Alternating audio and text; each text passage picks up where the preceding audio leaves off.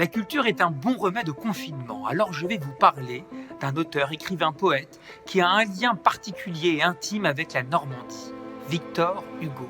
Si vous avez encore un de ses ouvrages chez vous, n'hésitez pas à vous replonger dedans, ou sinon beaucoup de ses œuvres sont disponibles sur Internet. Victor Hugo était tombé sous le charme de la Normandie et de son patrimoine, comme à Jumièges, abbaye bénédictine située sur les bords de Seine. Il avait été fasciné par son architecture romane et carolingienne. Victor Hugo a aussi été subjugué par le Mont-Saint-Michel. Il a d'ailleurs écrit un poème intitulé Près d'Avranches, un bel hommage au Sud-Manche et à la merveille.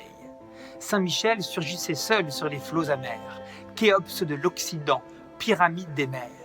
Mais surtout, Victor Hugo a un lien particulier avec un lieu en Normandie, Villequier, commune située sur les bords de Seine en Seine-Maritime. Il a d'ailleurs célébré les beautés de la nature dans un poème qui s'appelle À Villequier. Maintenant qu'attendri par ces divins spectacles, plaines, forêts, rochers, vallons, fleuves argentés, voyant ma petitesse, voyant vos miracles, je reprends ma raison devant l'immensité. Mais surtout, Villequier sera le théâtre d'une tragédie pour Victor Hugo. Il connaissait cette commune parce que Léopoldine, sa fille, était tombée amoureuse de Charles Vacquerie. Et la famille Vacquerie possédait un domaine, une demeure sur les bords de Seine, à Villequier. Un jour, Léopoldine et son amoureux décident de passer quelques instants sur la Seine, à bord d'un canot. Mais hélas, ce canot chavire et Léopoldine se noie. Cela va inspirer un des poèmes les plus célèbres de Victor Hugo, Demain dès l'aube.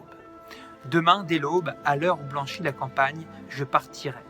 Vois-tu, je sais que tu m'attends. J'irai par la forêt, j'irai par la montagne, je ne puis demeurer loin de toi plus longtemps. Ce poème est issu du recueil Les Contemplations, achevé à Guernesey, île anglo-normande. Victor Hugo y a passé quelques années en exil, loin de la France de l'empereur Napoléon III. La Normandie a donc inspiré, encore une fois, un des auteurs les plus illustres de la littérature française.